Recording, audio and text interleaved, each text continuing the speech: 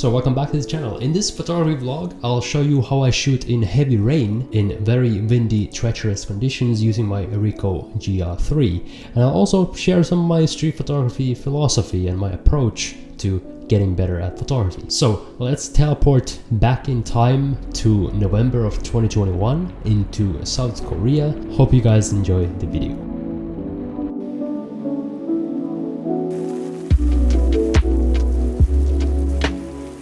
So today we're again shooting with the Ricoh GR3 that is quickly becoming one of my favorite cameras. This is actually my second photo walk of today. I'd already been shooting earlier today, but when the rain cloud came out, I had to go back out there again. And a good thing about that is at least I'm mentally kind of in the zone without having to warm up too much like usual.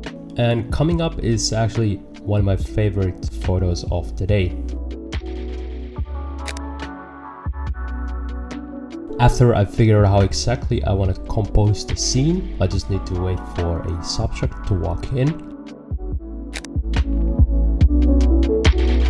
Now, the first one's not that bad of a photo, but I blocked the orange background there. And on the second one, I also have a subject that is facing us instead of facing away. And we have a better foreground with the puddle right there in the composition. So those little factors improve the photo quite a lot in my opinion. And this one's somewhere in the middle of those two.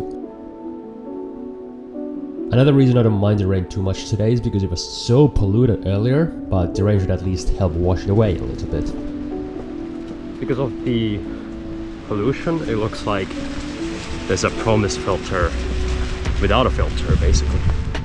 Seoul is one of my favorite cities in the entire world, but it's not perfect, and occasionally, unfortunately, there's a little too much pollution where you really don't want to go out for any other reason than necessity or, you know, photography. And occasionally it can actually look fairly photogenic, at least if you're into dystopian type cyberpunk inspired photography like I am.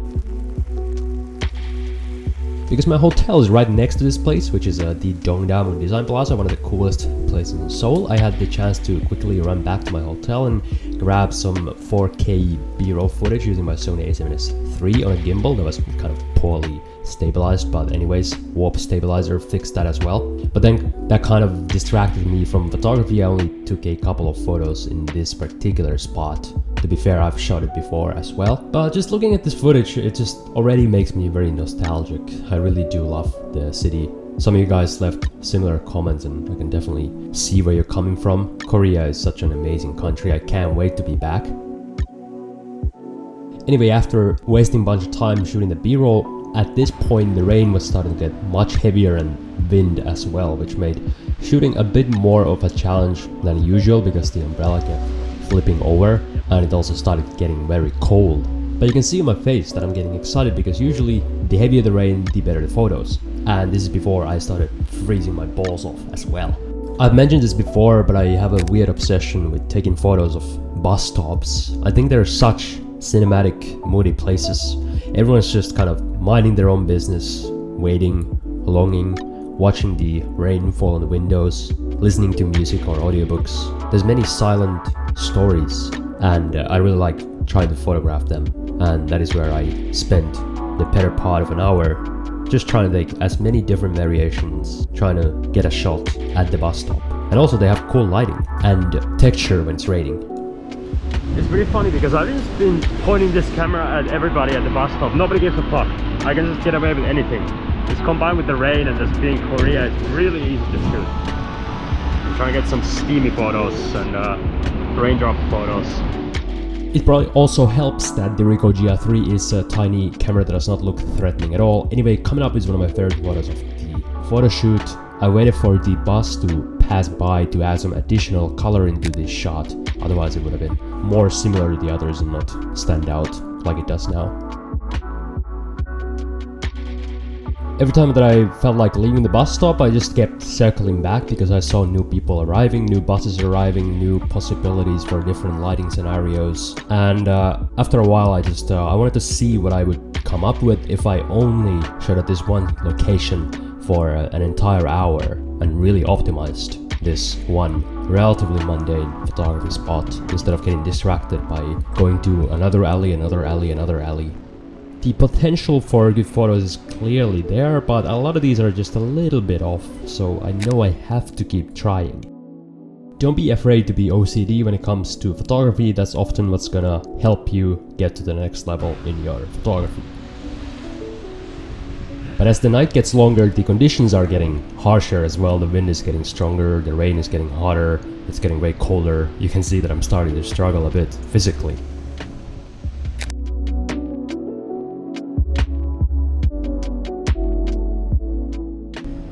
And from this point it's starting to get a bit funny, especially because it's recorded with my 360 GoPro that I'm just kind of awkwardly holding in my other hand. And here I'm repeating myself a little bit because I'm getting a little bit more ballsy pointing the camera at people as well. I love the fact that I can just point my camera at anybody and nobody gives a fuck. I mean, it's like I'm invincible. Invisible, also invincible, but let's try it again. Whoops. Jesus Christ.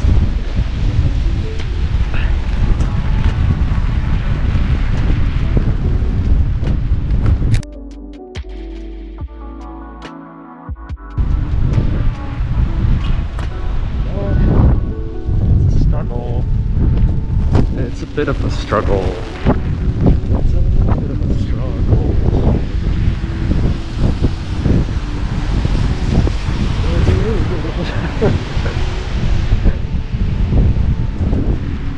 Oh man. Maybe here's a cool view. It's funny because if I didn't have a camera I would be suffering and wanting to kill myself, but now I'm having a time of my life because I just love rain photography.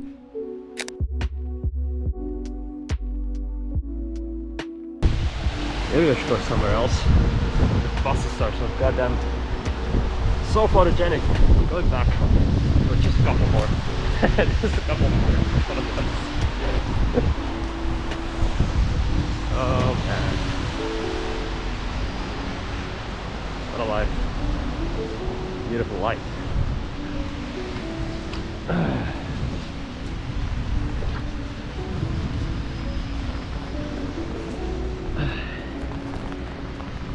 It's not always easy when it's this windy and cold. So I headed back for one more round of bus stop photos. There's no B-roll for these because it was getting a little bit too challenging to also record with the GoPro. Eventually I had to head back or I would have turned into a human icicle. And on my way back I discovered this really cool autumn graveyard of leaves that I snapped a couple of photos of.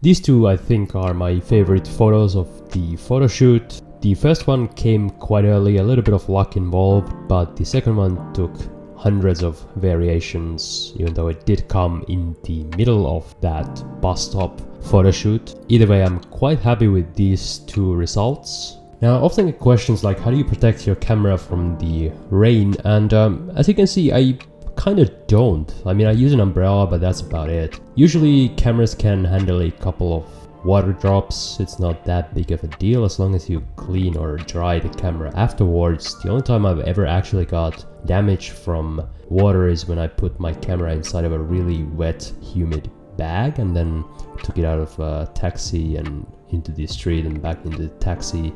That was a bigger damage than direct exposure to raindrops. So that's the only thing that I would suggest. Other than that, I do have a couple of my own actual tips, because when shooting with an umbrella, obviously your hands are full. Sometimes I take the umbrella and I put it inside of my shirt or my jacket or my bag. I tie it into the back and then I can use two hands momentarily. But other than that, not much to add really. Just go out and shoot and don't worry about it too much. I talked about this concept a little bit on a previous video, the one that I made on New Year's. But this is the photo shoot that really made me realize the importance of momentum and repetition and patience when it comes to improving your street photography, when it comes to getting to the next level in your photography. When you're out shooting, it's very easy to be overwhelmed and you wanna explore every single part of the city, but often it may be a better idea to just stay in one place, try to optimize the shot from that particular location, just keep hitting it until you're sure you can't get any kind of a different angle or different subject or different composition from it, and then move on. So you don't leave anything on the table and you're more patient, because it's very easy to just keep going to the next place, taking the very obvious shot, but then never really getting deeper in, and you're leaving stuff just to be taken, and you're coming out with a bunch of shots that are like 6 out of 10 instead of photos that are maybe 8 out of 10, but less of them. So obviously photography rewards quality over quantity, so that is something you should probably think about. If you haven't seen the video that I made on New Year's, it's titled something like 2021, a year of cinematic photography, I recommend checking it out. It's probably one of my better videos of recent times. It got really decent feedback, and I talk about this concept and some other photography lessons in more detail and length on that one. Also, some of you might wonder why I'm always traveling, and I realized I never addressed this before, at least not on YouTube. I talked about it a little bit on my Instagram, but I'm a digital nomad, so I constantly move apartments and occasionally countries, and you know, it's a pretty big part of my life. So I thought maybe I should make a video explaining it, sharing my story, and then maybe talking about the pros and cons and who it's for, stuff like that. If you would be interested in that, or if you have some questions you would like to ask about this lifestyle, let me know in the comments, and make sure to follow me on Twitter or Instagram. Probably do like an AMA thing about this if I do decide to make a video on that. Haven't really decided yet, just